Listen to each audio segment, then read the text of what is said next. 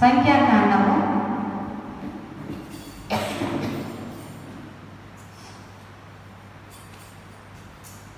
25వ అధ్యాయం 13వ వచనము చివరి లైన్ చదువుకున్నాం. ఏలయనగా అనంతగా చూడండి ఒకసారి.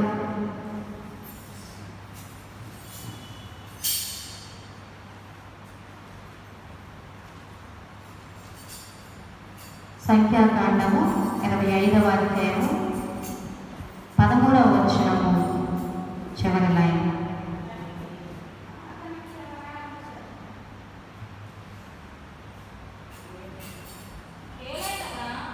ఏలయనగా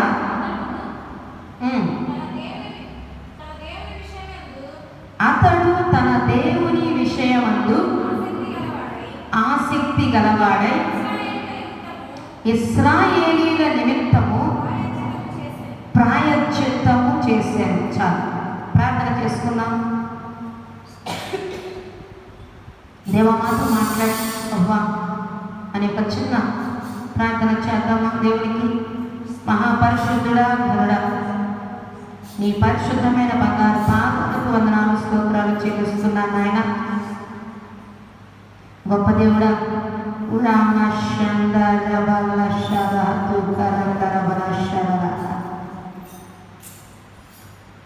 శలబర దురత హిమమర శల్ఫిరుదర శబ్ర కుమాందర బరకందర బరశలదర సిఫ్రాహుదు కిరి బలందర మస్తు కిరి ఫిరిదిరి హిమార దురందర బరబర బర్షతురి కిందర.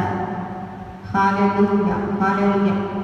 మన ఆయన నిశిలో చాటునని వరకు చేసి కూడి వచ్చిన నీ బిడ్డమైన మా అందరితో ఈ మాటలు వింటున్న ప్రతి ఒక్కరితో మాట్లాడి మీరు మాత్రమే మహిమ ఘనత ప్రభావములు పొందుకునమని యేసయ్య ఘననామన ప్రార్థించి వేడుకుంటున్నాము తండ్రి, ఆమేన్.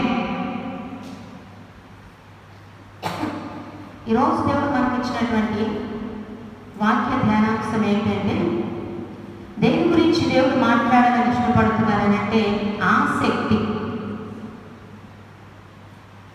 ఆసక్తి ఆసక్తి అని అంటే ఇంగ్లీష్లో ఒక పదం మనకు గుర్తొస్తుంది, ఇంట్రెస్ట్. ఇంకా మనకి బైబిల్లో నేను ఎప్పుడు చెప్తా ఉంటాను, మనం వాక్యం చదివేటప్పుడు ఒక వర్డ్కి అక్షరార్థం ఒకటి ఉంటుంది, దానిలోనే ఆత్మీయ అర్థం కూడా ఉంటుంది. ఈ రెండు మనం ఖచ్చితంగా తెలుసుకోవాలి. ఈ రెండింటిని చెప్పదగినటువంటి సంఘాలకు బోధకుల యొక్కకు మనము వెళ్ళగలగాలి. అక్షరార్థం మాత్రమే తెలిస్తే దానిలో నీవు పొందుకునేది ఏమీ లేదు. అందరిలాగే నార్మల్ భక్తి చేస్తూ ఉంటారు, కానీ మన భక్తి పెరగాలంటే, మన ఆత్మీయ జీవితంలో ఎదుగుదల రావాలి అని అంటే ఆ అక్షరంలో ఉన్నటువంటి అంతరార్థము, మర్మము, రహస్యము, ఆత్మీయ అర్థాన్ని ఖచ్చితంగా తెలుసుకోవాలి.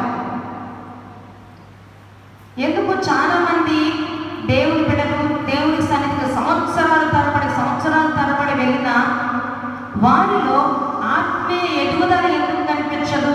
ఉన్న మెట్లోనే ఎందుకుంటారు, ఇంకొక మెట్టు ఎందుకు ఎక్కలేరు అని ఆలోచన చేస్తే వాళ్ళు అక్షరార్థం వరకే వింటున్నారు, దాన్నే పాటిస్తున్నారు. దానిలో దేవుడు దాచి ఉంచిన ఆ ఆత్మ సంబంధమైన అర్థాన్ని గ్రహించలేక వాళ్ళు ఉన్న స్థితిలోనే ఉండటం అట్లే స్టక్ అయిపోతా ఉన్నారు.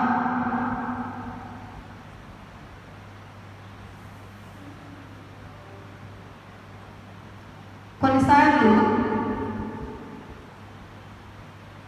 ఒక సంఘానికి దేవుడు నడిపిస్తూ ఉన్నప్పుడు దేవుడే ప్రారంభంలో మనకి తెలియకపోయినా తన చిత్తానుసారంగా సంఘానికి నడిపిస్తాడు. తరువాత ఏం జరుగుతుంది అని అంటే, నీ ఆత్మీయతను పెంచడానికి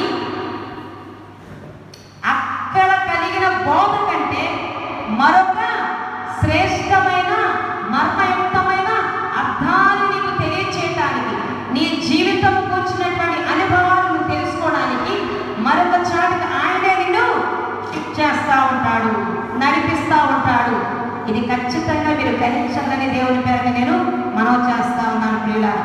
కానీ చాలా మంది డినామినేషన్ పిచ్చోళ్ళు ఎక్కువైపోయారు.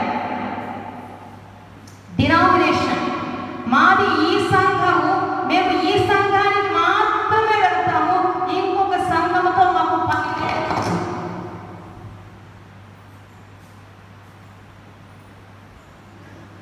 అది వాక్యానుసారం కానే కాదు. నీ పట్ల దేవుడి ఉద్దేశం ఉన్నప్పుడు నిన్ను దేవుడే కొంతకాలం ఒక దగ్గర తీసుకొని వెళ్తాడు. అక్కడ బలపరచబడాల్సినవి, అక్కడ వినాల్సినవి నీకు వినిపిస్తాడు. దాని తర్వాత నువ్వు ఎదగాల్సి ఉంది. అక్కడి నుంచి నువ్వు షిఫ్ట్ అవ్వాలి, అక్కడి నుంచి నువ్వు మారిపోవాలి. దేవుడిని అడుగుతూ ఉంటే నిన్ను ఎక్కడ తీసుకొని వెళ్ళాలో, ఎక్కడ శ్రేష్టమైన భోజనాన్ని నీకు అందించాలో దేవుడే బయలుపరుస్తూ ఉంటాడు. డినామినేషన్ విడిచిపెట్టారు. అందుకనే ఆత్మీయతలో ఎదుగుదల అనేది లేకుండా పోతుంది. దేవుని యొక్క ఉద్దేశాలు నీ పట్ల ఆగిపోతున్నాయి. ఆసక్తి, ఈ రోజున ఆసక్తి అంటే అందరికీ తెలుసు. శ్రద్ధ, ఇంట్రెస్ట్, ఇది అందరికీ తెలిసిందే. ప్రపంచంలో ప్రతి ఒక్కరికి, చదువుకున్న వాళ్ళకి, చదువులేని వాళ్ళందరికీ ఆసక్తి అంటే శ్రద్ధ. ఇంకా చెప్పాలంటే కోరిక లాంటిది, కృష్ణ లాంటిది పర్యాయ పదాలు. ఇంట్రెస్ట్ అని అనుకుంటాం. కానీ దేవుడి రోజున దాని యొక్క ఒక శ్రేష్టమైన అర్థాన్ని, దాని యొక్క అస్సలైన అర్థము, దేవుని దృష్టికి ఆసక్తి అంటే ఏంటో ఈ రోజున దేవుడు మనకు తెలియచేయాలనుకుంటున్నాడు. ఆసక్తి అంటే శ్రద్ధ మాత్రమే కాదు, ఇంట్రెస్ట్ మాత్రమే కాదు, రోషము.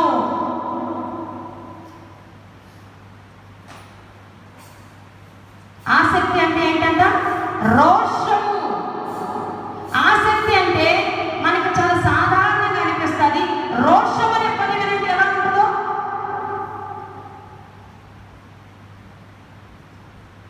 రోషము, పౌరుషము అంటే చాలా పెద్ద అర్థము, చాలా స్ట్రాంగ్ మీనింగ్ వస్తుంది దానిలో. ఆసక్తి అంటే ఇదే ఆసక్తి, సింపుల్ గా ఆ వర్డ్ యూజ్ చేస్తూ ఉంటాం. అయితే దేవుడి రోజున ఆసక్తి గురించి అనగా రోషం గురించి మాట్లాడాలని దేవుడు ఇష్టపడతా ఉన్నారు ప్రియులారా. అయితే ఈ రోజున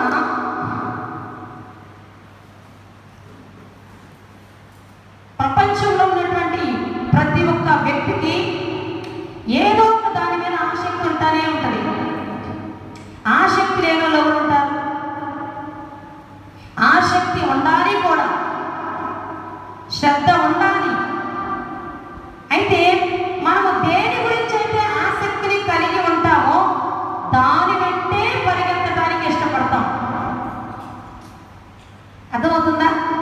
ఏదైతే మనకు ఆసక్తిగా ఉంటుందో దాని మీదకి మన దృష్టి వెళ్ళిపోతుంది. దాన్ని సాధించాలి అనుకుంటాము, దాన్ని పొందుకోవాలి అనుకుంటాము, దానిని మనం సొంతం చేసుకోవాలని ఆశపడతా ఉంటాం. మనకి ఏది ఆసక్తిగా ఉంటుందో దాని మీద శ్రద్ధ నిలిపి దానికోసం మనం ఏం చేస్తాం? ప్రాకులాడతాం, ప్రయత్నం చేస్తాం, పరిగెడతా ఉంటాం. ఆసక్తి లేని దాని గురించి మనం ఎక్కువగా పట్టించుకోం కూడా.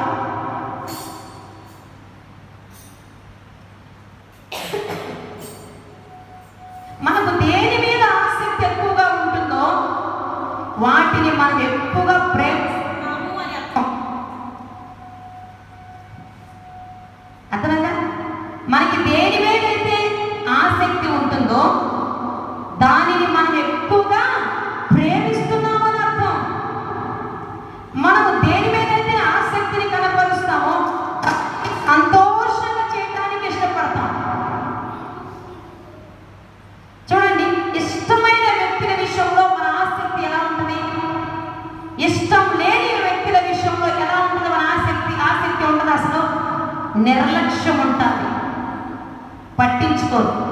అదే ఒక వ్యక్తికి ఇష్టం అనుకో, ఒక వ్యక్తిని ప్రేమిస్తున్నా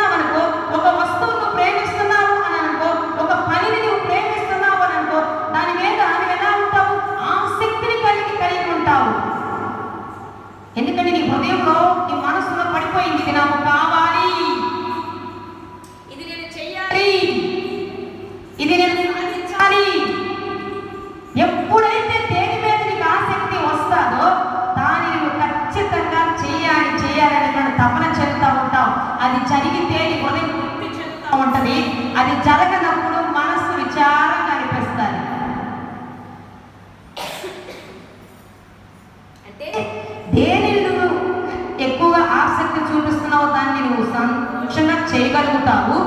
ఎందుకు ప్రేమిస్తున్నావు కనుక. సాధారణంగా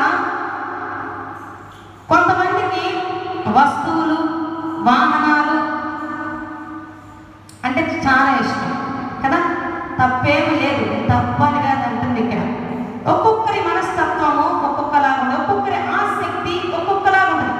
నాకు వేటి మీద ఆసక్తి ఉన్నదో మీకు వాటి మీద లేకపోవచ్చు. మీరు దేని మీద ఆశని కలిగి ఉంటున్నారు, నాకు అది లేకపోవచ్చు. అందరికి ఒకే రకమైన ఒకే దాని మీద ఆసక్తి లేకపోవచ్చు. కానీ ప్రతి ఒక్కరికి కొన్నింటి విషయంలో ఆసక్తిని కలిగి ఉంటారు. కొంతమందికి వస్తువులు కొనాలి, వాహనాలు కొనాలి అంటే బాగా ఆసక్తి. కొంతమందికి డబ్బు సంపాదించాలంటే ఆసక్తి. ఎవరికి లేదు డబ్బు సంపాదించాలని చెప్పండి. ఎలాగైనా నేను ఇంత సంపాదించాలి, ఎలాగైనా వాళ్ళ మీద నేను పైకి రావాలి, ఎలాగైనా సరే నేను ఈ పని చేసి డబ్బు సంపాదించాలి, నా కుటుంబాన్ని పోషించుకోవాలి, నేను ఎదగాలంటే నాకు డబ్బు కావాలి. దాని మీద ఎప్పుడైతే ఆసక్తి కలుగుతుందో దాన్ని చేయడానికి ఆ వ్యక్తి పరిగెడతాడు, ముందుకెళ్తాడు. ఇంకొంతమందికి ఏమి ఇష్టం, లేడీస్ విషయం వస్తే చీరలు ఇష్టం. ఎన్ని చీరలన్నా కొనమండప్ప, బీవని ఎంత చీరలని. పండగ వస్తే షాపింగ్ చేయకుండా ఉంటారని చెప్పండి. అన్నీ ఉన్నాయి కదా, ఎప్పుడెప్పుడో కట్టాను తీసి కూడా కట్టుకుందాం అని ఉంటుంది అసలు ఆడవాళ్ళకి. తీసుకురాకపోతే వాళ్ళ భర్తని వాళ్ళ ఇంట్లో వాళ్ళ భర్తనిచ్చే వాళ్ళు ఉన్నారు ఆడవాళ్ళు. ఎందుకు మనకి ఏదన్నా ఆసక్తి, ఈ చీరల మీద ఆసక్తి. కొంతమంది స్త్రీలకు నగలు, స్త్రీలనే కాదు ఆడపిల్లలు ఎవరైనా బంగారం, అన్నీ ఉన్నాయి. నాకు వడ్డానం లేదంటే నీకు సరిపడినంత వడ్డానం ఎక్కడ చేయిస్తాడు చెప్పండి ఆయన. అన్నీ ఉన్నాయి, నాకు ఇది లేదు అంటే ఎన్ని ఉన్నా కూడా ఆడవాళ్ళు అనగానే చీరల మీద ఆసక్తి, నగలు. ఇక ఇల్లు కట్టుకున్నారంటే ఇంట్లో ఏమేమి ఉన్నారో మగవాళ్ళ కంటే ఆడవాళ్ళకి ఆసక్తి ఎక్కువ. ఫర్నిచర్, నేను చెప్పేవన్నీ వాస్తవాలే. షాపింగ్ చేయాలంటే ఇష్టం, బాగా ఆసక్తి. ఇసుకురాదు కొంతమందికి అసలు. ఉదయం నుంచి సాయంత్రం దాకా తిరగాలంటే హాయిగా తిరుగుతారు. కొంతమందికి తిరగడం ఇష్టం ఉండదు, ఏదో తీసుకొని వచ్చేస్తారు. ఆసక్తి లేని వాళ్ళు. ఆసక్తి ఉంటే మేము కాలేజ్ చదివే టైంలో చెప్పులు కొనడానికి కూడా బయలుదేరి ఎప్పుడు వస్తామంటే ఒక జత చెప్పులు, ఎన్ని జతలు చచ్చాడు కొట్టోడు, ఇది ఇప్పించి ఇది ఇప్పించి సరిపోయినా కూడా అది నచ్చలేదు. ఎన్ని దీపించినా అబ్బా, మన మనసుకి నచ్చకపోతే షాపులు ఎన్ని మార్చేస్తామో. మనకు నచ్చకపోతే అసలు ఈ షాపే వేసిన వాళ్ళు కూడా ఉన్నారు. తీసుకొచ్చి కొంతమందికి తినడం అంటే భలే ఆసక్తి. తప్పే ఉంది. కొంతమందికి తినడం మీద దృష్టి పెడతాం అంటారు. తినడం అంటే ఆసక్తి. ఆసక్తి ఉన్నారు కాబట్టి ఏది ఇష్టమో అది ఇష్టంగా చేసుకొని మరి తింటారు, ఇంట్లో వాళ్ళకి పెడతారు. అయితే ఈ రోజున నేను చెప్పదలిచింది, దేవుడు మాట్లాడాలనుకుంటుంది ఏ విషయం అంటే, వేటి మీద నీకు ఆసక్తి ఉంటుందో వాటినే నువ్వు ప్రేమిస్తున్నావు అని అర్థము. అవి నీ సొంతమైందాక వాటి కోసం నువ్వు పరుగెడతానే ఉంటావు. అది సాధించలేనప్పుడు నువ్వు ఎంతో కొంత విచారానికి, దిగులుకు, చింతకు లోనవుతూ ఉంటావు అన్నమాట. అయితే ఇప్పుడు దాన్ని చెప్పినవన్నీ దేనికి సంబంధించినవి? భూమి మీద దొరికేటువంటి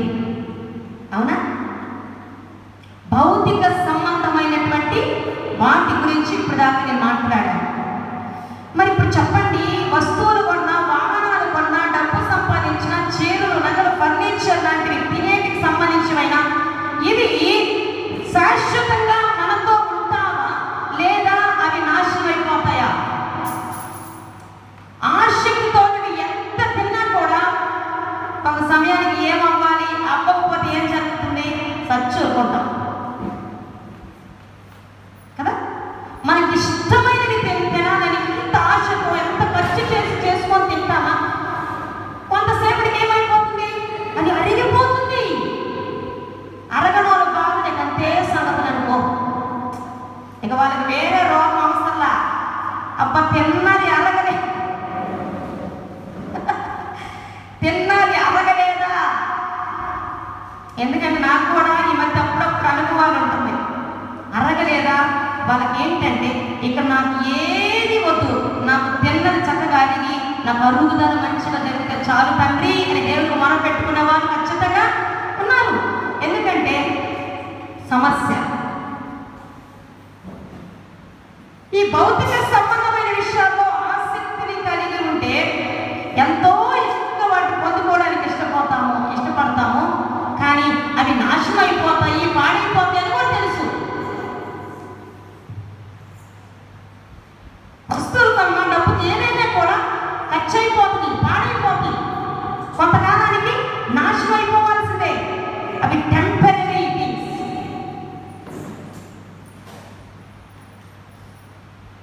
ఎంత ఆసక్తిగా కొన్నా అవి కొంతకాలానికి ఏమైపోవాల్సిందే. ఎందుకు? అవి భూ సంబంధమైనవి కాబట్టి ఈ భూమి మీద ఏదైనా కూడా కొంతకాలానికి నాశనం అయిపోతాయి. చివరికి మనిషి కూడా ఏమైపోతాడు? వస్తువులు అన్ని మిగతాయి పోతున్నప్పుడు, మనిషి పోతున్నప్పుడు, మనిషి శాశ్వతంగా భూమి మీద ఉండలేనప్పుడు మనిషి భూ సంబంధమైన వాటి మీద దృష్టి పెట్టి ఆసక్తి కొన్నవి ఎందుకుంటే నశించిపోతాయి. అయితే ఈ రోజున దేవాది దేవుడు మనతో మాట్లాడాలనుకున్నటువంటి శ్రేష్టమైన విషయం ఏంటో తెలుసా అమ్మా? దేవుడు మాట్లాడుతున్న మాట ఏంటో తెలుసా? నీకు అన్నిటి మీద ఆసక్తి ఉంది, కానీ ఎక్కడి నుంచి వస్తా జాగ్రత్తగా వినండి. నా ప్రియ కుమారుడా, నా ప్రియ కుమార్తె, నా బిడ్డలారా, ఈ భూ సంబంధమైనటువంటి వాటన్నింటి మీద నీకు ఆసక్తి ఉంది కానీ మంచిదే, కానీ నా పట్ల నీకు ఆసక్తి ఉందా?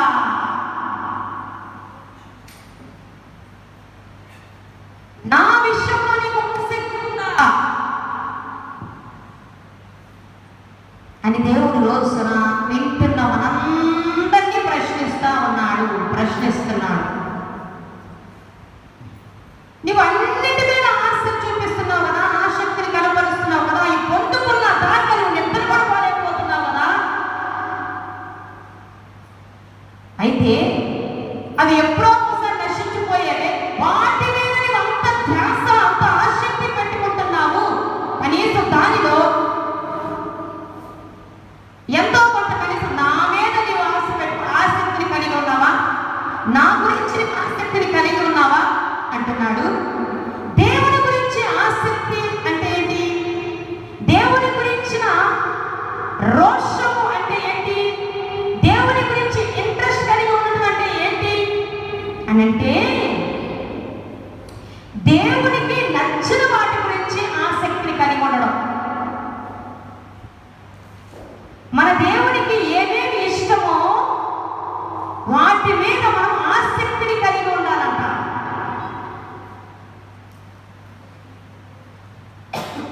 దేవునికి సంబంధించిన వాటి గురించి, పర సంబంధమైన వాటిని గురించి, ఆత్మ సంబంధమైన వాటిని గురించి, నిత్యము ఉండే వాటిని గురించి ఆసక్తిని కలిగి ఉండాలి అని దేవుడి రోజున కోరుకుంటున్నాడు. మనకి భూమి మీద బ్రతుకుతున్నప్పుడు అన్ని కావాలి, ఆసక్తి ఉండాలి, సాధించుకోవాలి, ఓకే, అంత మట్టుకేనా? దానికంటే శ్రేష్టమైనది, తరిగిపోనిది, నిత్యము నీతో ఉండేవి, పర సంబంధమైనవి, ఆత్మ సంబంధమైనవి కనుక వాటి పట్ల నీ ఆసక్తి ఎంత ఉండు. ఈ పర సంబంధమైనవి, దేవునికి సంబంధించినవి, దేవునికి ఇష్టమైనవి, ఆత్మ సంబంధమైనవి, నిత్యము నిలిచి ఉండేవి ఏంటి? దేవునికి నచ్చినవి ఏంటి? ఈ రోజున వేటి గురించి మనందరినీ ఆసక్తి కలిగి వాటి వెంట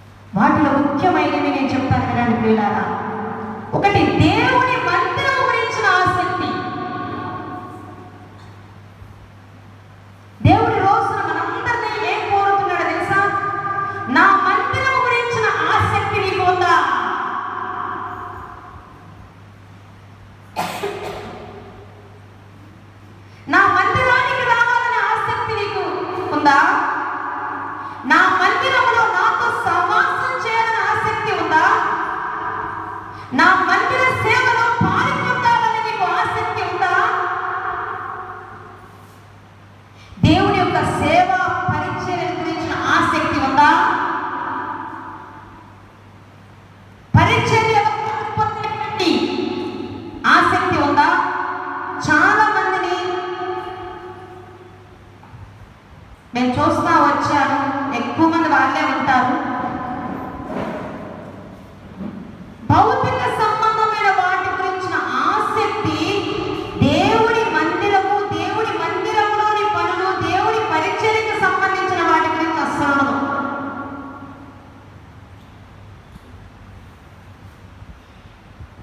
కొంతమంది వారికి ఏమీ లేకపోయినా కూడా అయ్యో నేను మందిరంలో పరిచర్య చేయాలి. మనొక అమ్మాయి వచ్చింది, ఇప్పుడు వస్తోలేదు తెలియదు. నాకు ముందే చెప్పు, నేను వచ్చి నేను క్లీన్ చేయాలి. నాకెందుకు చెప్పలేదండి?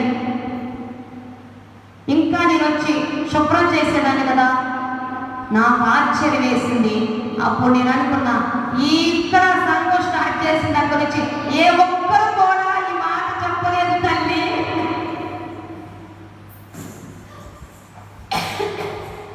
ఏ ఒక్కరు కూడా ఈ మాట చెప్పలేదు. నాకు ఆశ్చర్యం వేసింది.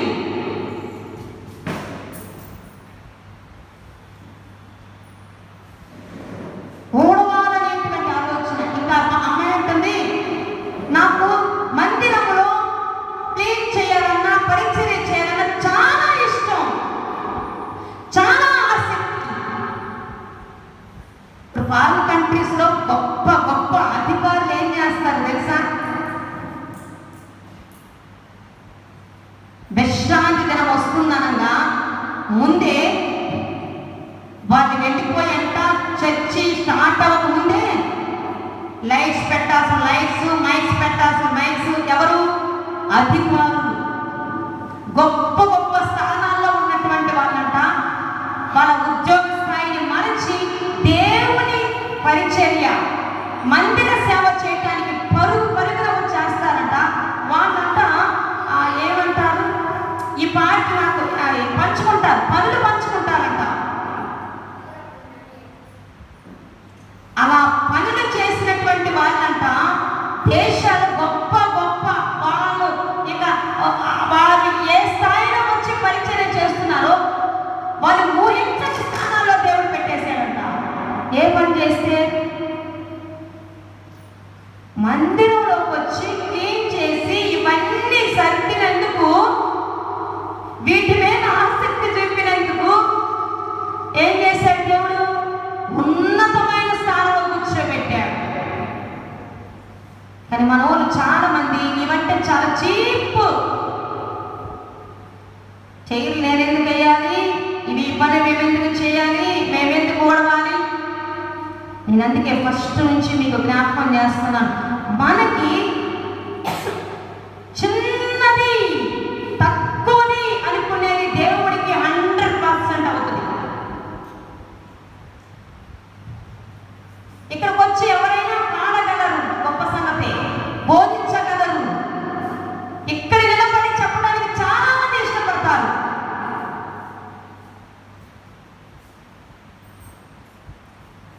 నేనంటాను, దీనికంటే కూడా కనబడకుండా, ఇక్కడ కనబడకుండా, ఈ స్టేజి మీద కనిపించకుండా రహస్యంగా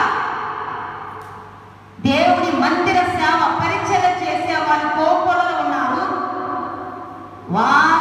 వాళ్ళకి ఏంటి ఆసక్తి అని అంటే దేవుని మందిరం పట్ల ఆసక్తి.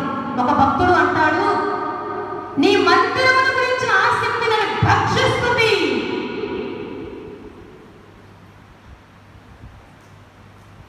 బైబిల్లో చూస్తే ఎందుకు దీని గురించి ఎక్కువ మాట్లాడుతున్నాడు దేవుడు. బైబిల్లో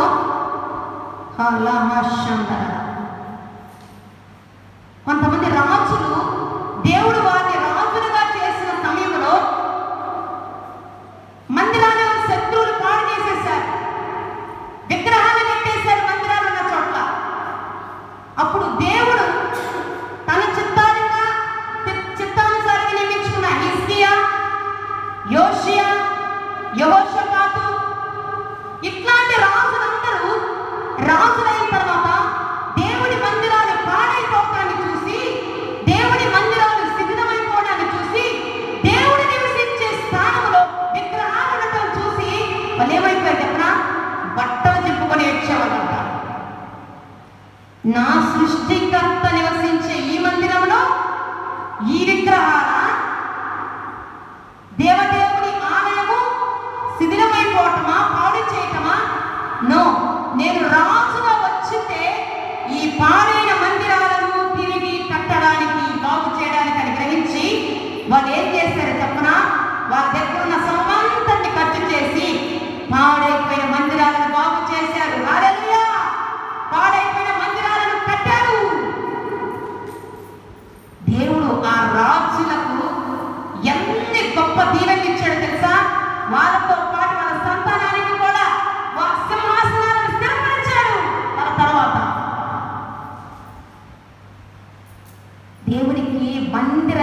అంటే ఇష్టం, చీప్ కానే కాదు.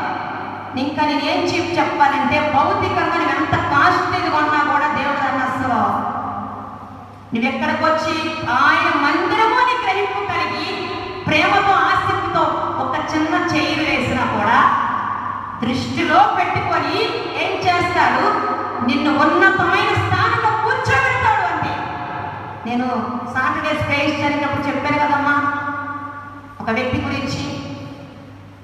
ఒక ఫ్యామిలీ ఇల్లు క్లీన్ చేయటానికి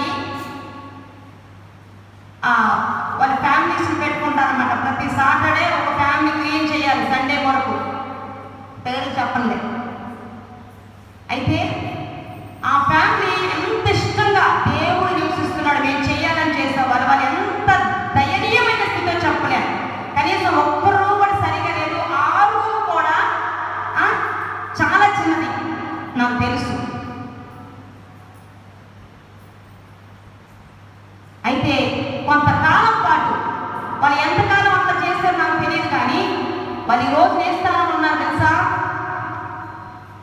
పాలమ్ముకునేటువంటి వాళ్ళు. అసలు పాలమ్ముకునే స్థితిలో ఉండి క్లీన్ చేస్తుంటే ఈ రోజున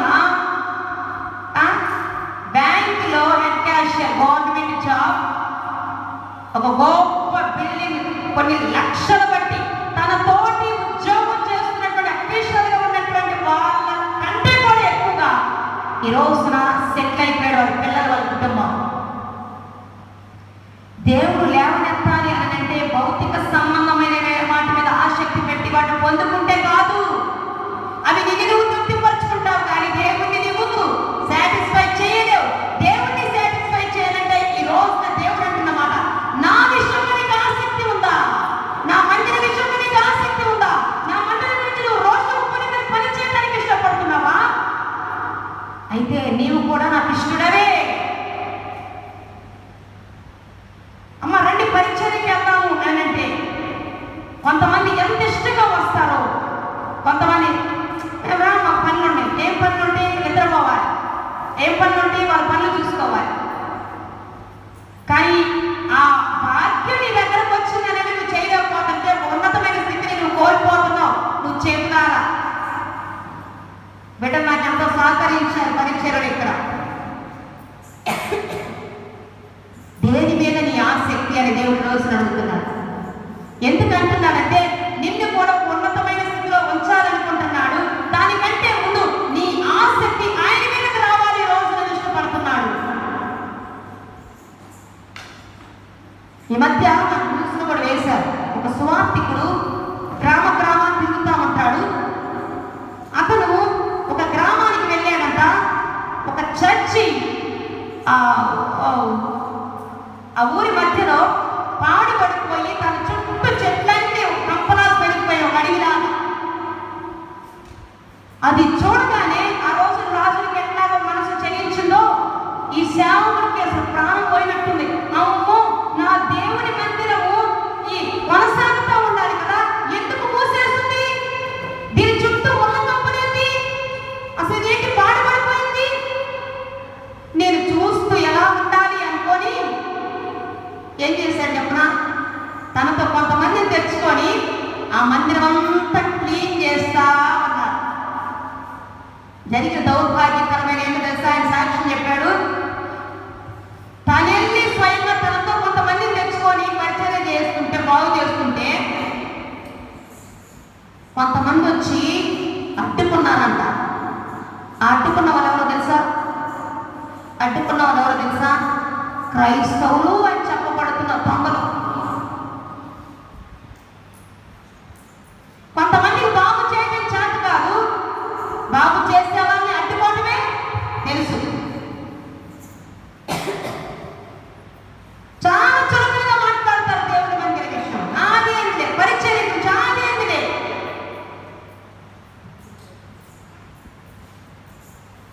చాలాసార్లు నాకు కూడా కొన్ని కష్టాలు వెళ్తున్నప్పుడు, అవమానాల గుండా వెళ్తున్నప్పుడు, ఎంత కష్టపడినా నీ పరిచర్య చేస్తుంటే ఏంటి ఎంత ప్రతిభ కూడా కనిపించట్లేదు. కొంతమంది ఏం ఆసక్తిగా చేయకపోయినా తన సంతుష్ట ప్రకారం చేస్తున్నా కూడా ఎందుకు వాళ్ళు బాగున్నట్టు కనిపిస్తున్నారు అని అంటే దేవుడు అంటాడు,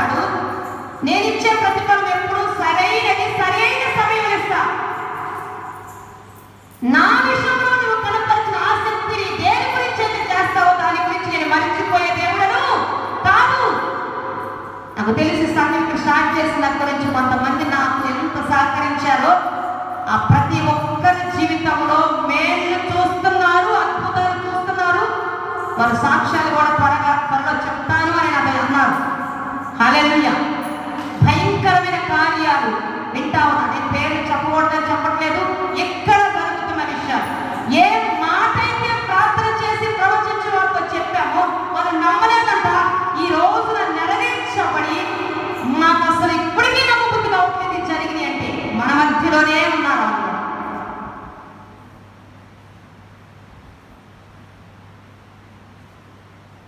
నేను అన్నాను, ఇన్ని సమస్యలు ఉన్నాయి కదా, దాన్ని చూడకు తల్లి, ఇదిగో నీకు పని చెప్తున్నాడు దేవుడు, దీని మీద దృష్టి పెట్టు. ఈ ఒక్క చిన్న పని విషయంలో శ్రద్ధ చూపేవనుకో నీ ప్రాబ్లం సాల్వ్ అయిపోయిందంటే.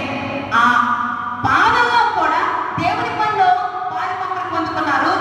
తరువాత వారు ఊహించని కార్యము సంవత్సరాలుగా నెలలుగా దాని సమాధానము జవాబు చేసింది. దేవునికి మాత్రమే మహిమ ఘనత ప్రభావములు కలుగుగాక. మన తర్వాత నేను కూడా దేవుడి దగ్గర పశ్చాత్తాపడి అప్పుడప్పుడు వస్తున్న ప్రశ్నలు బాధేసినప్పుడు తర్వాత అనిపిస్తాయి, చిచ్చి నేను అలా ఆలోచించకూడదు, బుద్ధిహీనురాలు ప్రభువా.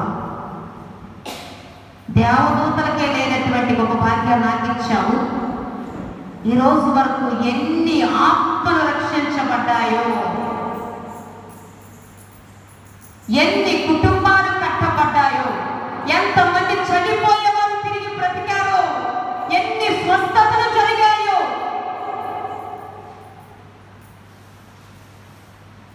ఆ గొప్ప కార్యాలను సాక్ష్యాలు జ్ఞాపకం చేసుకుంటే ఆహా ఇంకా శక్తి తెచ్చుకొని పరిగెత్తాలి అనిపిస్తుంది. అవి తలుచుకుంటే ఆసక్తితో పరిగెత్తాలి దేవుడి కొరకు, ఆగకూడదు. ఈ కొద్ది కాలంలో ఇది చేస్తే ఎక్కడి నుంచి ఎన్ని చేయబోతున్నాడు, ఎంత మంది కొరకు దేవుడు పిలుచుకున్నాడు, ఎంత మంది బ్రతుకులు బాగుపడాలో, ఎంత మంది కట్లు పెట్టాలో. దేవుడు అంటున్నాడు, ఈ స్థలానికి కట్లతో వచ్చావు, బంధకాలతో వచ్చి కూర్చున్నావా? బంధకాల్లో నీ మాట వింటున్నావా? సాతానికి కాడి మ్రాని మీద బరువుగా ఉందా, మోపబడి ఉందా?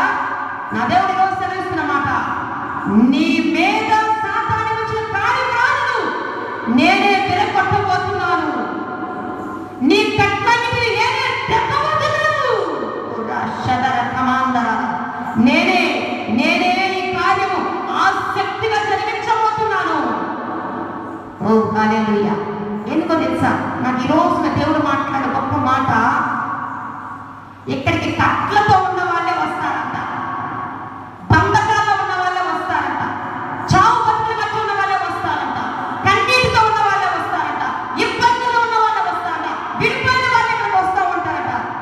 అయితే దేవుడు ఏమన్నాడు తెలుసా, వాగ్దానము నేను ఫస్ట్ నుంచి చెప్తున్నాను, దర్శనం కూడా చెప్పాను మీకు. నేను వాళ్ళందరి కొరకు రోషము కలిగిన దేవుడిగా ఆసక్తిగా ఇక్కడికి నేను దిగి వచ్చి ఉన్నాను. ఇక్కడికి ఎవరెవరు వస్తారు, వారి కట్లన్నీ వెళ్ళిపోతాయి, డౌటే లేదు. అయితే ఒకటి, ఈరోజు మాట్లాడుతున్న మాటను బట్టి కూడా దేవుని మందిర విషయంలో ఆసక్తిని కలిగి ఉండాలి. నేను కూడా ఈ పని చేస్తాను, నాకు కూడా ఈ పాలు ఉండాలి, నా కుటుంబం కూడా పరిచయం చేస్తాం. రండి ముందుకి, దేవుడి మిమ్మల్ని ఉన్నత స్థానాల్లో కూర్చోబెట్టాలనుకున్నాడు. ఈ ఆసక్తిని కనపరిచినందుకు నాకు ఈ బాధ్యత, నేను ఇది చేస్తాను, నా కుటుంబం ముందుకు వెళ్తాము. దేవుడి రోజున పిలుపునిస్తా ఉన్నాడు. అది ఎంత భాగ్యమో నేను తర్వాత తెలుసుకుంటాను. నా జీవితంలో నా కుటుంబంలో ఎన్ని అద్భుతాలు చూసామో చెప్పలేము, ఎన్ని అద్భుతాలు చూసాము, చాలా మందికి తెలియదు. అయితే ఈ రోజున అంటున్నాడు, నా మందిరం గురించిన ఆసక్తి నీలో ఉందా? రక్షణ గురించిన ఆసక్తి నీకుందా? దేవుడికి సంబంధించిన విషయాలలో మరొక గొప్పది రక్షణ పొందాలి అన్న ఆసక్తి నీకుందా? నన్ను నీ హృదయంలో చేర్చుకోవాలని అసలు ఆసక్తి ఉందా, శ్రద్ధ ఉందా? అన్నిటి వెంట పడుతున్నావే, నీవు కోరుకున్న దాని వెంట పడుతున్నావే, వాటిని సాధించుకున్న దాకా నీకు తప్పన ఆగటం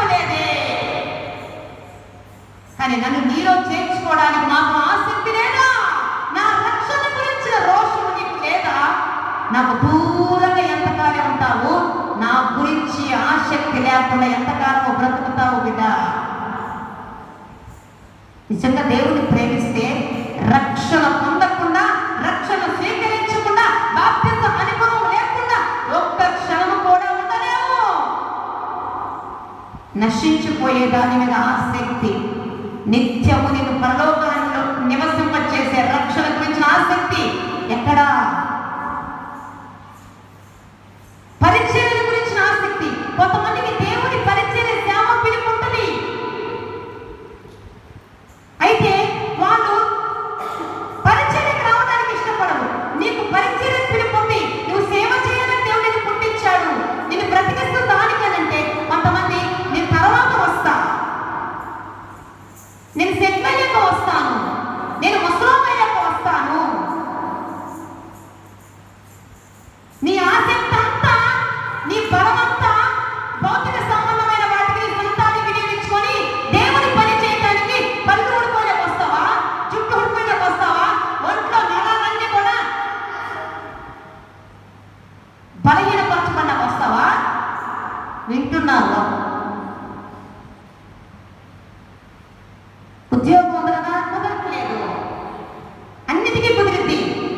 ఇప్పుడు మందిరానికి రావాలనంటే మందిరంకి వెళ్ళారు, పెళ్ళి ఉండనివ్వండి, కొన్నిసార్లు ఎంత బాగాదు, నిజమే బలహీనతలు వస్తూ ఉంటాయి. ఎన్నోసార్లు నేను బలహీనతలో ఉండే వస్తాను ఇక్కడికి. ఇక్కడ నిలబడి క్షణమానము కూడా ఇంత ఓపిక కూడా నాకు ఉండదు చాలా సార్లు.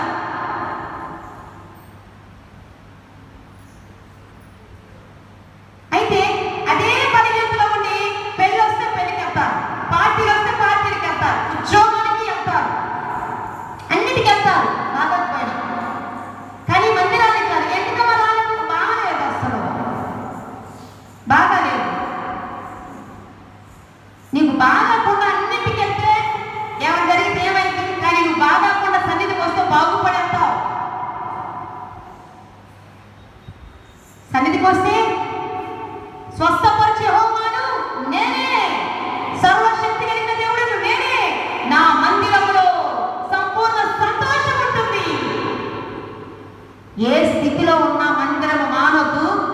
మాటలు వినండి, సీరియస్ గా తీసుకోండి, గద్దిస్తే దానికి లోపడండి. మీ హృదయాలు, మీ కుటుంబాలు ఎంతగా దీవించబడతాయో చెప్పలేని పిల్లారా. పరిచర్య గురించిన ఆసక్తి, పిలుపు ఉంది, సేవ చేయాలంటే నేను అన్ని వదిలేసి దేవుడి కోసం వస్తాను, పరిచర్య చేస్తాను అనే వాళ్ళు కనుక ఉంటే, ఆ ఆసక్తి కలిగి ఉంటే వాళ్ళని ప్రపంచమంతా వాడుకోవడానికి నా దేవుడి ఏడు నేత్రములు చూస్తున్నా ఈ రోజున. మీరు పరిచర్య చేయాల్సిన వాళ్ళు కట్లతో బాధించబడుతున్నారు. అపవాది పరిచర్య చేయించకుండా, సేవలోకి రాకుండా మిమ్మల్ని బంధించి ఉంచేశారు. తిరిగి లేవనెత్తబడాలి. మీరు లేవనెత్తగలిగితే, మిమ్మల్ని మీరు ఆయనకి పరిచర్యకు అప్పగించుకోగలిగితే, మిమ్మల్ని కట్లను బంధించినటువంటి వాడు పారిపోతాడు. అట్లాంటి కట్లతో బాధించబడుతున్న వారిని మీ ద్వారా నడిపించేస్తాడు. హల్లెలూయా.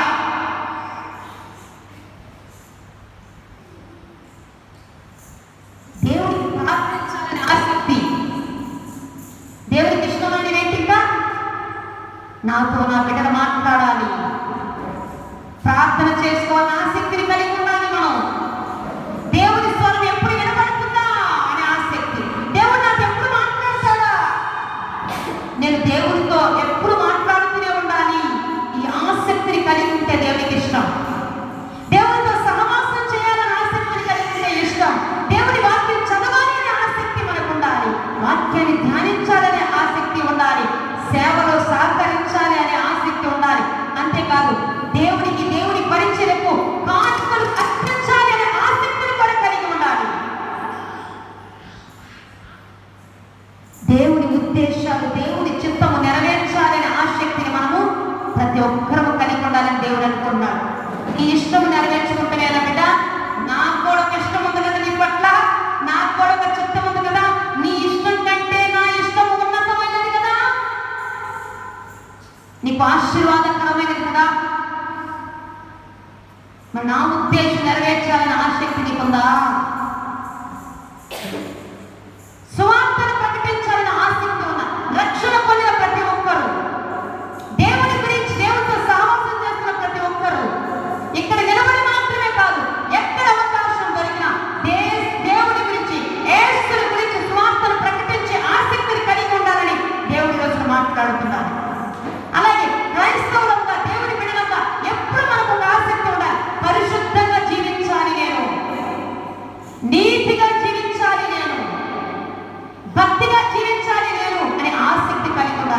అమ్మో ఈరోజు ఈ మాట అనేసేనే, అమ్మో ఈరోజు నీ ప్రార్థన చేసుకోలేదే, అమ్మో ఈరోజు నీ వాక్యం చదవలేదే, భయం కలిగి ఉండాలి. భయం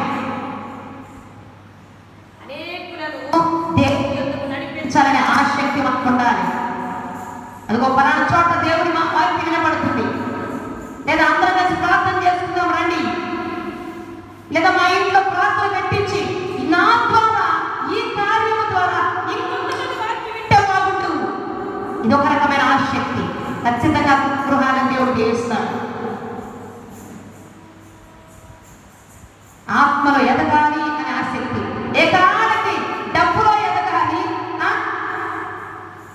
ఇంకా ఉన్నతమైనటువంటి స్థితికి వెళ్ళాలి, ఇంకా చేయాల్సింది చేయాలి, కొనాల్సింది కొనాలి, ఇంకా భౌతిక సంబంధమైన వాటి అభివృద్ధి కొరకే ఆసక్తి పడితే నీ ఆత్మీయ సంగతి ఏంటి?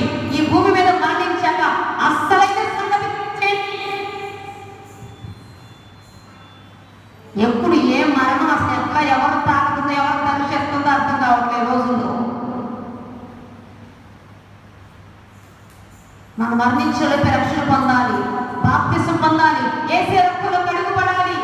వామ్మో తర్వాత అసలు లేకపోతే ఘోరం కదా.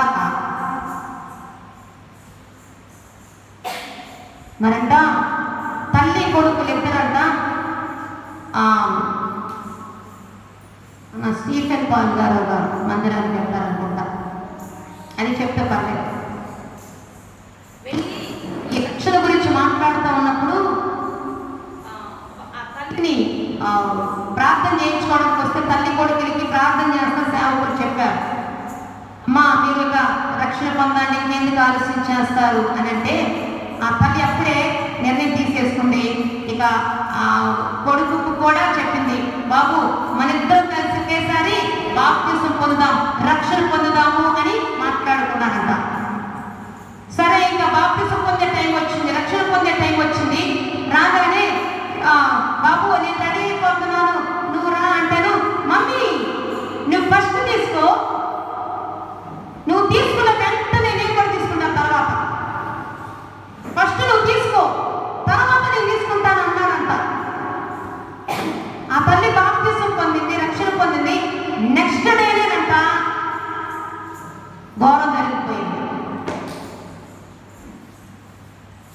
భయంకరంగా ఏడుపు ఆ తల్లికి. అసలు ఏమంటుంది, రక్షణ పొందినాకి జరిగినా బాగుండేది.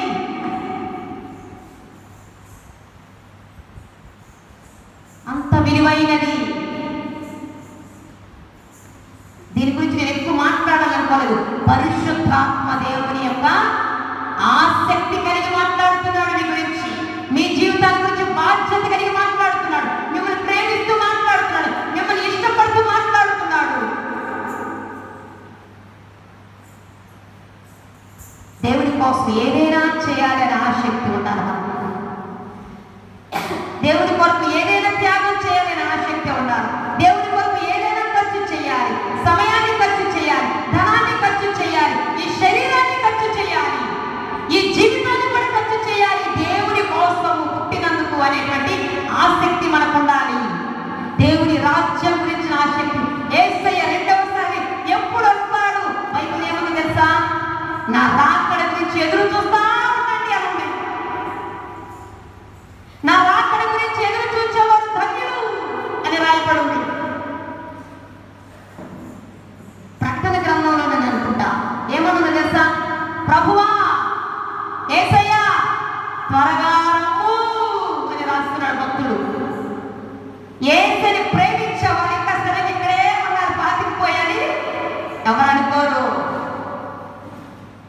ఎప్పుడు వస్తావయ్యా, నీతో ఎప్పుడు తీసుకువెళ్తావయ్యా, అక్కడ నీతో పాటు ఎప్పుడు ఉంటానయ్యా, ఆ 7 ఏళ్ల బిందులో ఎప్పుడు ఉంటానయ్యా నేను, ఆ మహిమ రాజ్యములో కన్నీరు కష్టాలు బాధలు లేనటువంటి ఆ శాశ్వతమైన రాజ్యములు ఎప్పుడు ఉండాలి. నువ్వు ఎప్పుడు వస్తావు?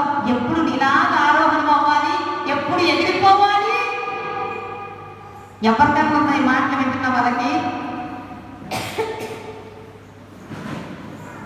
లేదా అమ్మో ఈ సేవ చేసిన పరిస్థితి ఏంటి అని ఏమన్నా ఉందా? ఇప్పుడు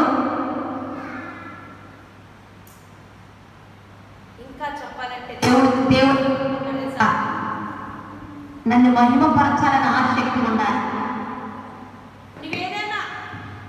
మేలు పొందుకున్నప్పుడు నా దేవుడు చేశాడని సాక్ష్యం చెప్పాలి, నలుగురికి అని ఘనత రావాలి అని ఆసక్తి, కృష్ణ రోషముని పొందా అని దేవుడు మాట్లాడుతున్నాడు.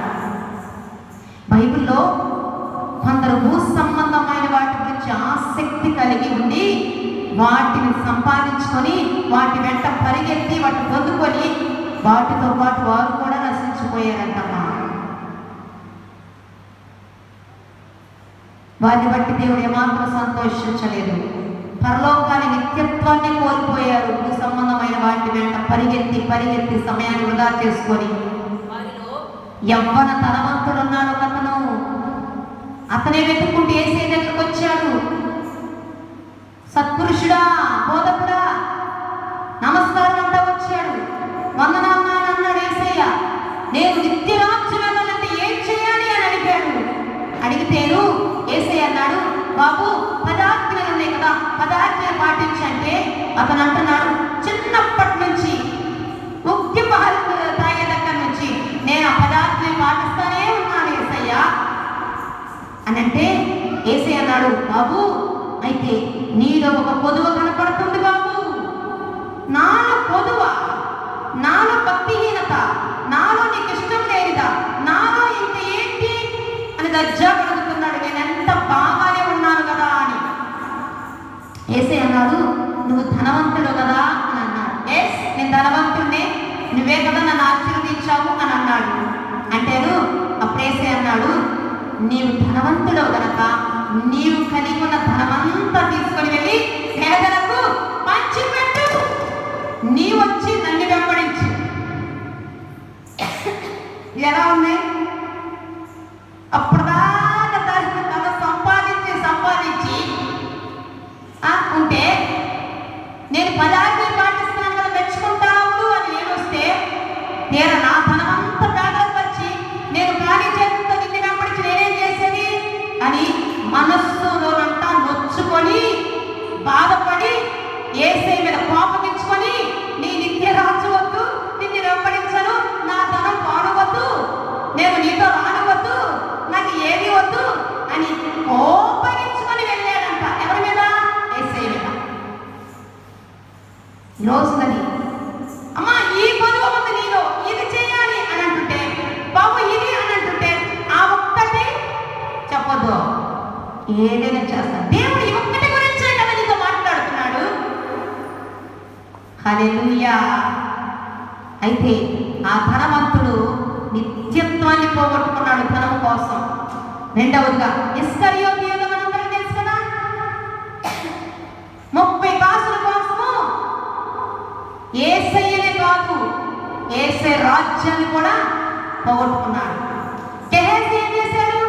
ఎలీషాతో గెహాజీ, ఎలీషా ఏమన్నాడు? నాకు ధనమే వద్దు, స్వస్థత పొందుకున్నావా వెళ్ళిపోతుంటే ఈ గెహాజీ మాట విని నాకు ధనమే కావాలి, ధనమే దైవమని ఆ పుష్టి తొలగించుకున్నవాడు వెంటనే డబ్బు తెచ్చుకుని దాంతో పాటు పుష్టి తెచ్చేసుకున్నాడు. అలాగే ధనవంతుడు లాస్ట్ దాంట్లో చూడండి, ఆ ధనవంతుడు ఏమంటాడు? అతను కాదు, ఇంకొక ధనవంతుడు, నా ప్రాణమ తిరుగు తాగు సుఖించుము, ఉన్నదంతా నీకే, తిను తాగు సుఖముండు, నీవు నేను సుఖమున్న ప్రాణమా అనుకుంటున్నాడు. దేవుడు అలా ఏమన్నాడమ్మా, ఒరే వెళ్ళోడా అన్నాడు. కొంతమంది భూ సంబంధమైన వాటి వెంట పడి వాటిని పొందుకొని నిత్య రాజ్యాన్ని కోల్పోయారంట. అయితే ఈ రోజున ఒక రోషగాడి గురించి ఒక 10 నిమిషాలు నేను మాత్రమే మాట్లాడేసి ముగించాలని ఇష్టపడుతున్నా. ఈ వ్యక్తి రోషము కలిగి దేవుని విషయమై ఆసక్తి కలిగి ఒక గొప్ప పని చేశాడంట. ఒక గొప్ప పని చేశాడు. ఏంటి ఆ గొప్ప పని? ఎవరు ఆ వ్యక్తి అని అంటే, సంఖ్యాకాండం మీరు తీసిందే అలాగే ఉంచాడమ్మా. సంఖ్యాకాండం 25వ అధ్యాయము 6 నుంచి 13 వచనాల వరకు చదవండి, ధ్యానించుకొని ముగించుకున్నాం. చదువుతాను.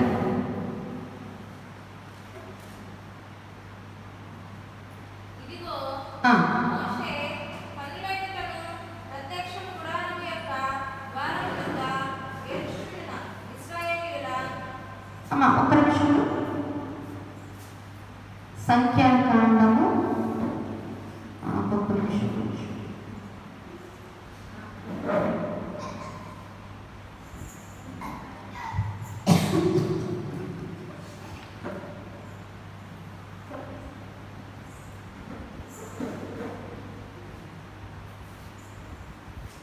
10వ వచనం చదువుతాను.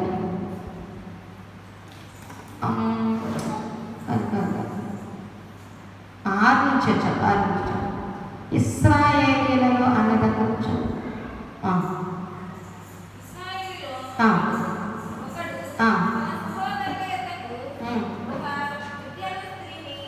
చదువు.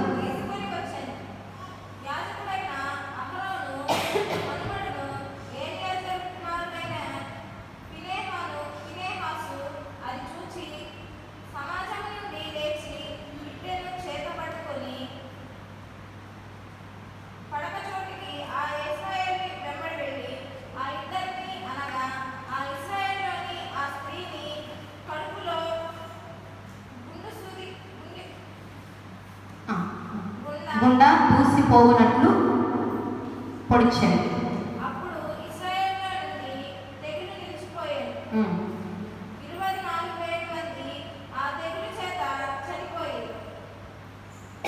చదవమ్మా 13 దాకా చదువు.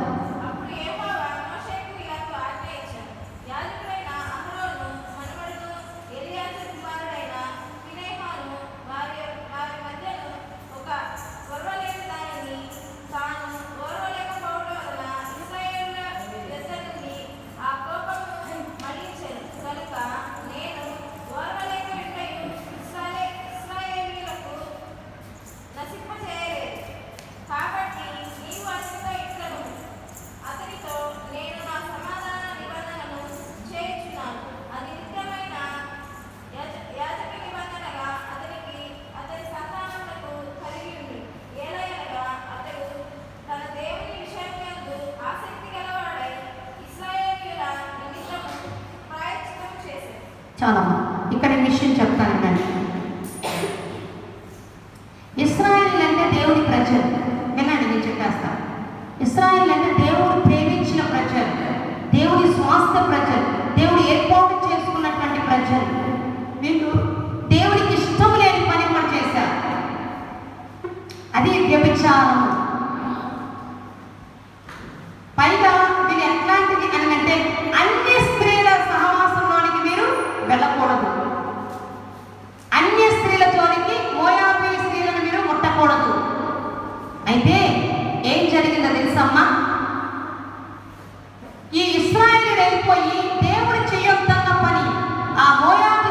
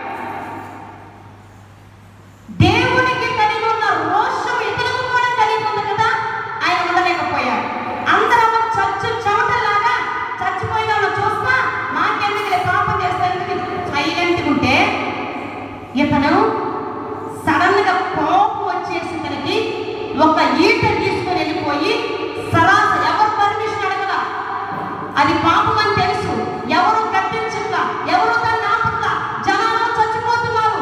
అది చూడలేక ఇంకా ఎవరు ఇశ్రాయేలీయులు నశించిపోకూడదు, ఇంకా ఈ తెగులు ఎవరి మీదకి రాకూడదు, ఎవరు పాడవకూడదు, నేను లేస్తానని తనంతట తాను రోషము తెచ్చుకొని ఆసక్తిని కలిగి ఏం చేసే తప్పన ఎవ్వరికి చెప్పలేదు. ఈట తీసుకుని వెళ్ళిపోయి ఎక్కడైతే వాళ్ళిద్దరు పాపం చేస్తున్నారో డైరెక్ట్గా అక్కడికి వెళ్ళిపోయి ఇద్దరు పడిపోయి ఉండగా ఆడి కడుపులో ఉన్న చూస్తే ఇద్దరిలోకి దిగిపోయిందని అక్కడికక్కడ ఇద్దరు చచ్చిపోయారు. ఎప్పుడైతే ఇతను ఇద్దరిని పొడిచాడో పొడిచిన క్షణంలోనే ఇశ్రాయేలీయుల అప్పటిదాకా ఉన్న తెగులు ఏమైపోయింది, ఆగిపోయింది. అదే కనుక అతను రోషము తెచ్చుకొని దేవుని విషయం ఆసక్తి కలిగి ఆ పాపాన్ని అడ్డుకోకపోతే, పాపం చేస్తున్న స్త్రీలను చంపకపోతే, ఆ పురుషుని చంపకపోతే ఆ ఇశ్రాయేలు అందరూ కూడా చనిపోయేవాళ్ళు. మిగతా వాళ్ళేమో నాకెందుకులే అంటున్నారు, కొంతమంది భయపడుతూ అంటున్నారు. ఇతను ఎవ్వరు సలహా తీసుకోలేదు, కానీ ఎలాగైనా నేను ఈ తెగులు ఆపాలి, ఆ ఇద్దరు నశించిపోయినా పర్వాలేదు, ఈ పాపాన్ని నేను అడ్డుకుంటాను, ఈ తెగులు ఆపుతాను, ఇశ్రాయేలీయుల కోసం నేను అడుగు ముందుకు వేస్తాను, నా దేవుణ్ణి నేను సంతోషపెడతాను అని ఈ కార్యం చేసేసాడు. వెంటనే తెగులు ఆగిపోయింది. అక్కడి నుంచి ఎవ్వరు చనిపోలేదు. అతను ఎవరో తెలుసా? అతని పేరు ఫినెహాసు. అతని పేరు ఫినెహాసు. ఈ ఫినెహాసు ఎవరో తెలుసా? మోషే అన్న ఉన్నాడే అహరోను, అహరోనుకు మనవడు, అహరోను కొడుకు ఎలియాజరు కొడుకు ఈ ఫినెహాసు, అహరోను మనవడు.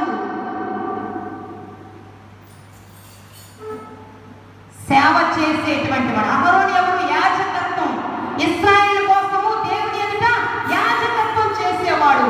ఆ యాజకుని రక్తము తనలో ఉన్నది కనుక యేసయ్య ఆయన దేవాది దేవుని యొక్క రోషము ఫినెహాసులో ఉండి, నా దేవుడికి నచ్చని పని నేను ఇంతటితో ఆపేస్తా, అడ్డుకుంటానని వెళ్ళి అడ్డుకున్నాడు. తెగులు ఆగిపోయింది. కొన్నిసార్లు దేవుడి వాక్యము ద్వారా దేవుడు పొడుస్తాడు. దేవుడి వాక్యము ద్వారా దేవుడు పాపము చేయకుండా అడ్డుకుంటాడు. అందుకే నాకు చాలా సందర్భాల్లో నాకు ఒక ఎటువంటి సిచ్యువేషన్ వస్తాయంటే, నన్ను కొంతమంది ఏం చేస్తారు, నువ్వు ఇట్లాంటి మాటలు మాట్లాడతా వాళ్ళు భయపడతారు, వాళ్ళు బాధపడతారు. ఏం మాటలు మాట్లాడితే అయ్యో అది మంచిది కాదు. నాకేంటి, ఎవరన్నా దేవుడికి వ్యతిరేకమైనది వారిలో ఉన్నప్పుడు పరిశుద్ధాత్మ దేవుడు నువ్వు ఖాళీ ఉన్నట్టుగా నన్ను ఖాళీగా ఉంచడు. ఆయన నాకు ఒక రోషాన్ని పెట్టాడు, నాకు ఒక అభిషేకాన్ని ఇచ్చున్నాడు. ఆ అభిషేకము పరిశుద్ధాత్మ అభిషేకము. ఆ అభిషేకం కలిగిన వాళ్ళు ఎదుటి వారు నశించిపోతుంటే, ఎదుటి వారు చావు చిత్తమై ఉంటే, వారి ఆత్మ నాశనం అయిపోతూ ఉంటే, వారు ఏ తప్పు చేస్తున్నాడు పరిశుద్ధాత్మ తెలియజేస్తూ ఉంటే చెప్పకుండా, ఖండించకుండా, అడ్డుకోకుండా ఉన్నవారు చావైనా రేవైనా సరే పరిశుద్ధాత్మ దేవుడు బలవంతం చేస్తూ ఉన్నప్పుడు వాటిని చెప్పాల్సిందే. కానీ కొన్నిసార్లు పిచ్చి మంద నన్ను ఆపటానికి నన్ను అడ్డుకుంటుంటారు. వద్దు, ఈ మాట వరకు చెప్పద్దు, ఇవి డైరెక్ట్ గా చెప్తే బాధపడతారు. పిచ్చోడా పిచ్చిదానా, వాక్యం ఎప్పుడు డైరెక్ట్ గా ఉంటుంది. అక్కడ అతను పొడిచాడు కడుపులోకి, వాడిలో ఉన్న కల్మషాన్ని వాడు తీసేసాడు. అతను ఆ రోజు ధర్మశాస్త్రం ప్రకారము వ్యభిచారం చేసుకుని చంపబడాలి కాబట్టి అతను చంపాడు. ఈ రోజున ఎవరిలోనైతే పాపము కనిపిస్తుందో ఆ పాపమును దేవుడి వాక్యము చేత శుద్ధి చేయాలి, తుడిచివేయాలి. ఆ కల్మషము వారిలో ఉంటే కడిగి వేయబడకపోతే వాళ్ళు ఏమైపోతారు, ఎక్కడికి వెళ్తారు, వారికి జరగబోయేది ఏంటి? నాశనమైనా పర్లేదు, నరకానికి వెళ్ళినా పర్వాలేదు, వద్దు, బాధపడతారు. నేనైతే అలా ఉండలేను. చావైనా రేవైనా ఉంటే దేవుని సేవ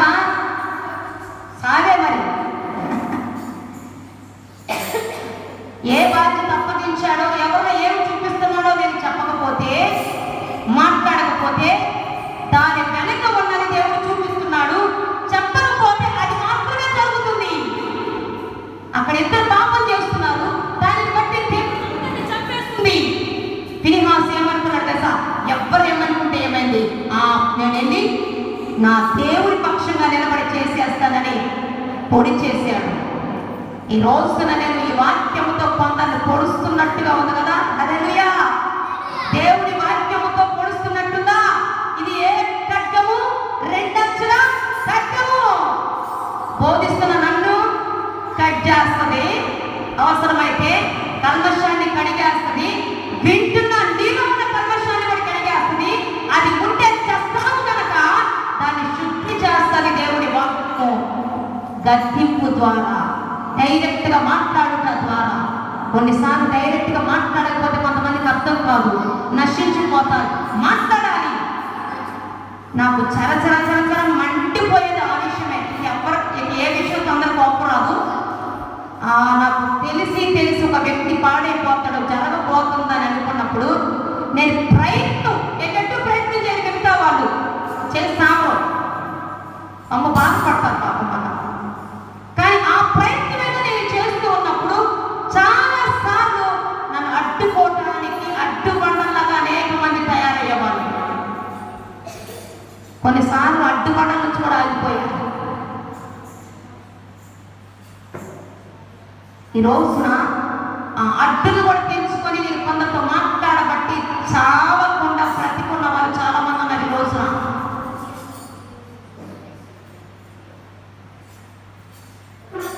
వాళ్ళు కూడా వింటా ఉంటారు, దేవుడు స్తుతిస్తారు కూడా. ఇదిగో దీని మోసం ఇది అని డైరెక్టర్ చెప్తే కోపం వస్తుంది. నన్ను ఎత్తు చూపిస్తావా, నాకు ఇది జరుగుతుంది అంటావా, అదంటావా, కాదు, కోపం వస్తుంది. అయితే కొంతమంది కోపం వచ్చినా అణుచుకొని లోపడినందువల్ల ఈరోజు గొప్ప సేవ కూడా చేస్తున్నారు.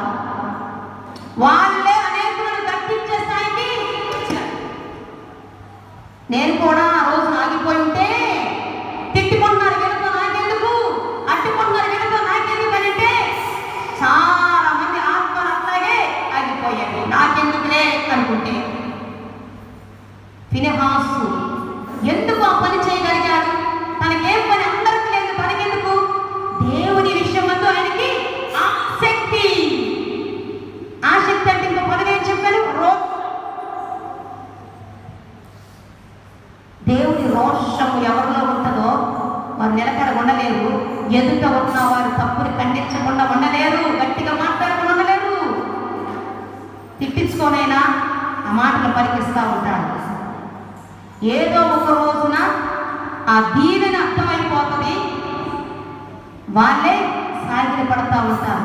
అప్పటి దేవుడి రోజున మాట్లాడుతున్న మాట, మీలో ఫినెహాసు లాంటి వాళ్ళు ఉన్నారా? ఎంతో మంది మీ కళ్ళ ముందు నశించిపోతున్నారే, ఎంతో మంది మీ చుట్టూ పాపం చేసేస్తున్నారే, కనీసం ఇది పాపము అని నువ్వు చెప్పగలిగే ధైర్యం చేస్తున్నావా? అది నాకు ఇష్టమైనది కదా, దాని విషయంలో నీకు ఆసక్తి ఉందా? వాళ్ళు ఏమనుకుంటారు, వీళ్ళేమనుకుంటారు, నాకెందుకులే అని భయపడుతూ నిన్ను నువ్వు అలుచుకుంటే నీ ఎదుటే అనర్థాలు జరిగిపోతాయి. నీకు తెలిసిందా, ఖండించలేదా, నీ ఎదుటే అనర్థం జరిగిపోతుంది. నాకు సందర్భాలు నన్ను దేవుడు కొన్ని ప్రేరేపిస్తున్న చెప్పలేనివి చెప్పకపోవటం వలన ఎన్ని అనర్థాలు జరిగినాయో. దాంతో నేను తేల్చేసుకున్నా, ఎవరేమనుకుంటున్నాకెందుకు ఆ వ్యక్తి బ్రతికి బయటపడాలి, వారి ఆత్మ నశించుకోకుండా ఉండాలి. కాబట్టి ఈరోజు దేవుడు అంటున్నాడు, నీ ఆసక్తి దేని మీద, నీ రోషం దేని మీద, నీ శ్రద్ధ దేని మీద? నా విషయంలో నీకు ఆసక్తి ఉందా? నా విషయాలలో నీకు ఆసక్తి ఉందా? నా గురించిన రోషం నీకుందా? సంబంధమైన ఆసక్తి కలిగి తెచ్చుకొని మరి అన్ని సాధించుకున్నావే, మరి నా విషయంలో నా గురించి నీ ఆసక్తి ఏమైంది? ఎందుకు నా గురించి ఆసక్తిని పెంచుకోలేకపోతే లేకపోతున్నావు? ఎందుకు నా గురించి ఆలోచించలేకపోతున్నావు? ఎందుకు నీ ఎదుటి ఆత్మ నశించిపోతా ఉంటే అలాగే ఎట్లా ఉండగలుగుతున్నావు? ఆ విషయం నీకు ఎందుకు ఆసక్తి రావటం లేదు? ఎందుకు నన్ను స్థుతించలేకపోతున్నావు? ఎందుకు నాకు ప్రార్థించలేకపోతున్నావు? ఎందుకు నాకు వాక్యం చదవలేకపోతున్నావు? ఎందుకు నా వాక్యాన్ని ధ్యానిస్తున్న స్వరాన్ని వినలేకపోతున్నావు? ఎంత కాలమైంది నాకు దూరం అయిపోయి, ఎంత కాలమైంది? ఎప్పటి నుంచి నా ఆత్మ దుఃఖపరుస్తున్నావు నీవు? నా ప్రియ కుమార్తె, కుమారుడా, నా గురించి నీ ఆసక్తి ఏమైంది? ఫినెహాసులాగా నీవు కూడా నా విషయంలో ఆసక్తిని కలిగి ఉన్నావనుకో, ఇదిగో ఫినెహాసును దీవించినట్టుగా నేను దీవిస్తానంటున్నాడు. ఈ పని చేసినందున దేవుడు ఎట్లా ఆశీర్వదించాడు? అక్కడ ఏముందో తెలుసా? అతని గురించి దేవుడు మాట్లాడుతున్న మాట ఏంటో తెలుసా?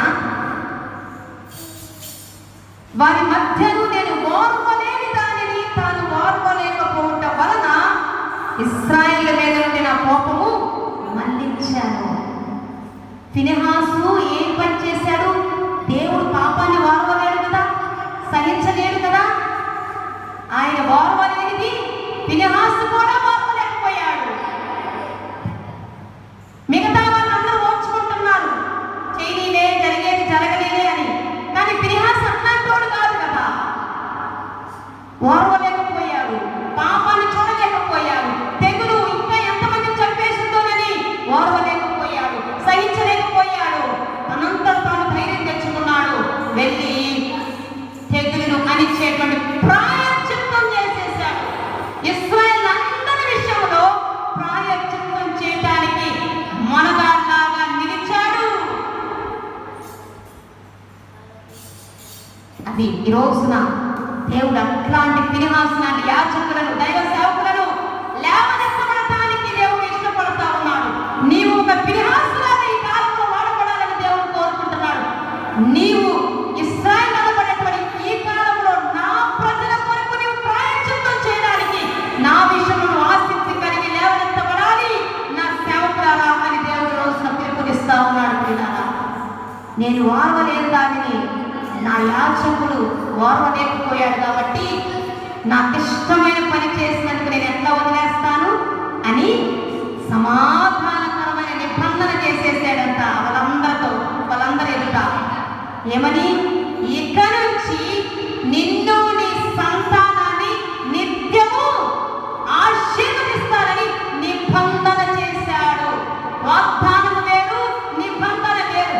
వాగ్దానం అనంటే ఏ మాట చెప్తున్నాడో ఆ మాట నీకు నెరవేర్చబడటము, అది జరగటము. నిబంధన అంటే ఏంటి తెలుసా?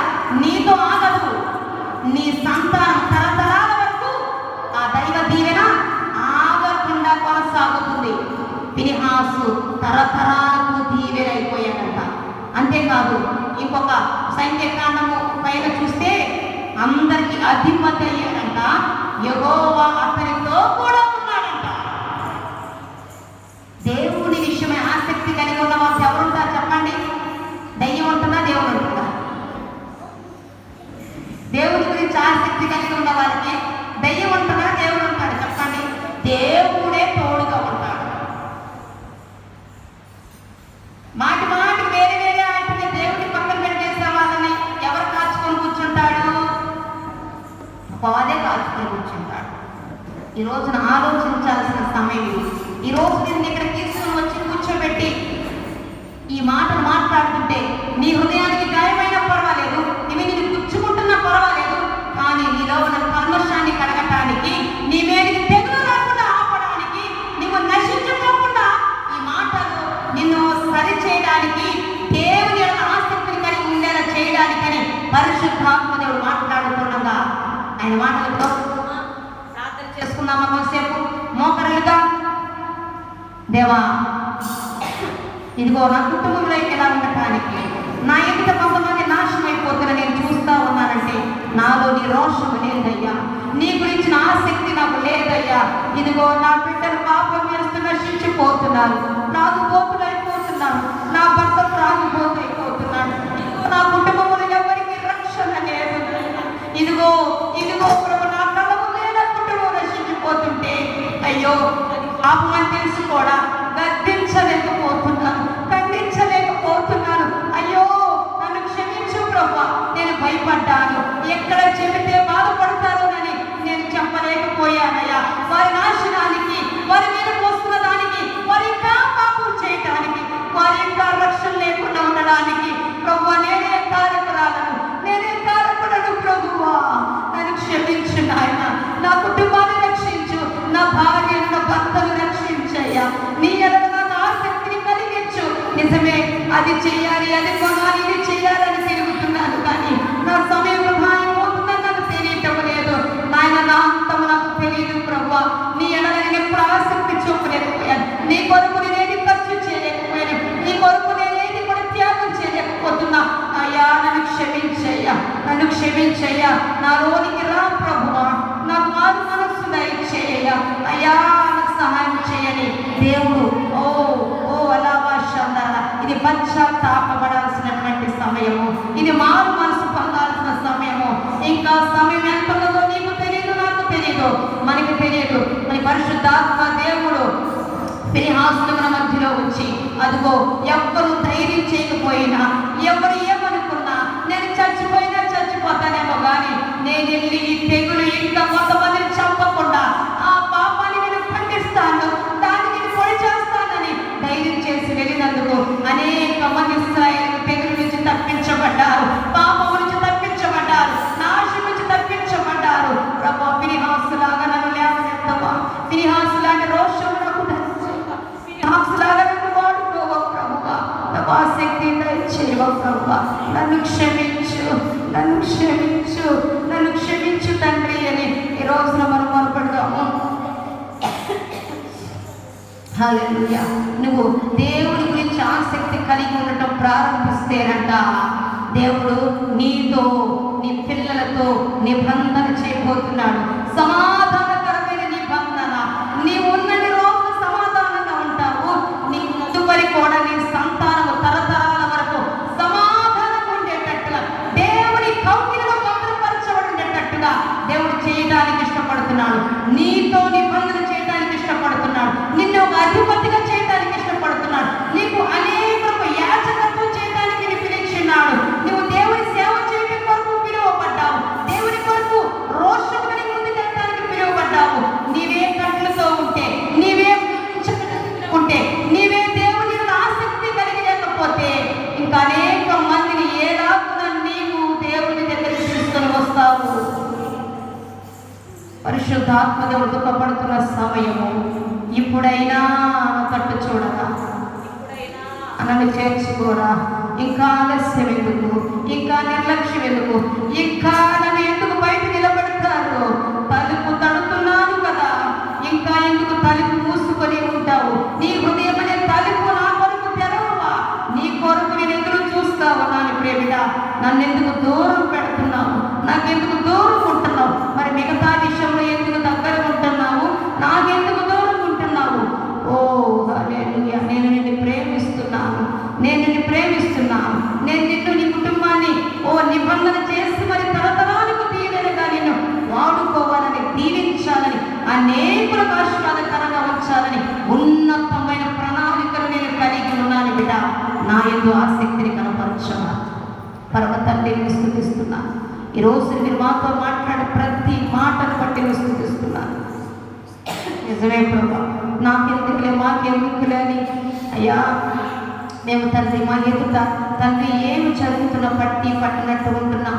ఇక అన్ని విషయాలు ఆసక్తి చూపిస్తున్నాం, ఈ విషయం ఆసక్తి చూపలేకపోయాం. నన్ను క్షమించు తండ్రి, మమ్మల్ని క్షమించు తండ్రి. అయ్యా తండ్రి, ఎవరి కొరకు వాడుకోవాలనుకున్నావో వాళ్ళ వద్దకు తీసుకొని వెళ్ళు, వాళ్ళతో మాట్లాడించు. ఫినెహాసుకు కలిగిన పరిశుద్ధాత్మ అభిషేకము, ఆ రోషమును మనం పుట్టించయ్యా. ఈ ప్రియ బిడ్డలు నీ సన్నిధిలో కన్నీరు కారుస్తూ ఉండగా నాయన, నీ పరిశుద్ధాత్మను ఒక్కొక్కరి మీదకి పంపండి ప్రభువా. ఒక్కొక్కరిని ఫినెహాసులుగా లేవనెత్తండి. వారి కుటుంబంలో ఉన్న పాపమును ఖండించడానికి, పాపాన్ని పొడిచి వేయడానికి, కల్మషాన్ని కడగడానికి వాళ్ళని ప్రభావ యోధులాగా లేవనెత్తండి. పరిశుద్ధాత్మతో నింపండి, ధైర్యముతో నింపండి, రోషముతో నింపండి, నీ విషయంలో ఆసక్తితో నింపండి.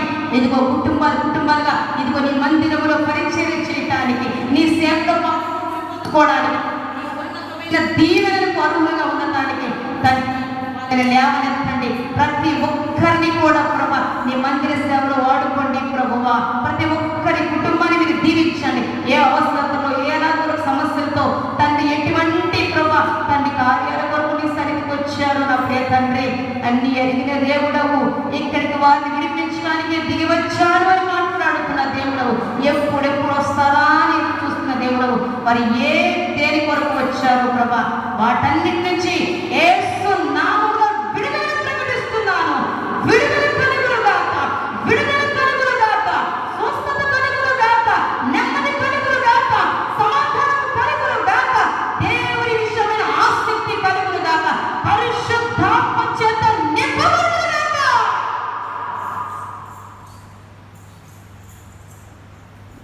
వారి కుటుంబాలను దూతలించండి. వారి ప్రయాణాల్లో వారు చేస్తున్న ప్రతి పనిలో తోడుగా ఉండండి. విడిపోయిన కుటుంబాలను, భార్య భర్తలను కుటుంబాలను మీరు కట్టండి. ఇప్పటికే కొన్ని కుటుంబాలు మీరు కట్టి ఆశీర్వదించారయ్యా. ఇంకా ఎదురు చూస్తున్న వారి కుటుంబాలు కట్టండి. అప్పుడు వారి నుంచి విడిపించండి ప్రభువా.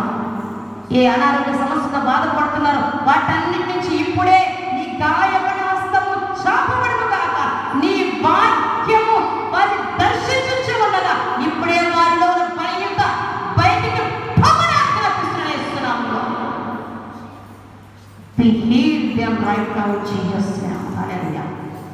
బిడ్డల మీద పని చేస్తున్నా, కుటుంబాల మీద పని చేస్తున్నా, పాపాన్ని ప్రేరేపిస్తున్నా. ఆ పాపాన్ని ప్రేరేపిస్తున్నటువంటి పాపము దురాత్మ వారి మీద నుంచి, వారి గృహాల నుంచి, వారి ఉంటున్నటువంటి ప్రాంతాల నుంచి, గ్రామాల నుంచి వెళ్ళి ప్రేరేపిస్తున్నా. వారి గృహాలలో వారి మీద తండ్రి నీ సన్నిధిని ఉంచండి అయ్యా. అనేకులను నీ సన్నిధికి తోడుకొని రండి. ఇక్కడ నీ ఆత్మతో ప్రతి ఒక్కరిని నింపండి. వచ్చిన ప్రతి ఒక్కరు మేలు పొందుకోవడానికి సహాయం చేయండి. ఎంతవరకు నడిపించినందుకు నేను స్తుతిస్తూ కనపరుస్తున్నాను. తెలుసో తిరిగి చేసిన మా అందరి దోషాలు క్షమించి నీ రక్తముతో మమ్మల్ని కడిగి శుద్ధి చేసి అయ్యా సమాధానంతో గృహాలకు పంపమని సర్వోన్నతుని చేసే శక్తి నన్ను ప్రార్థించి వేడుకొని పొందుకొని ఉన్నాము మా తండ్రి. ఆమేన్. ఇది మొదటి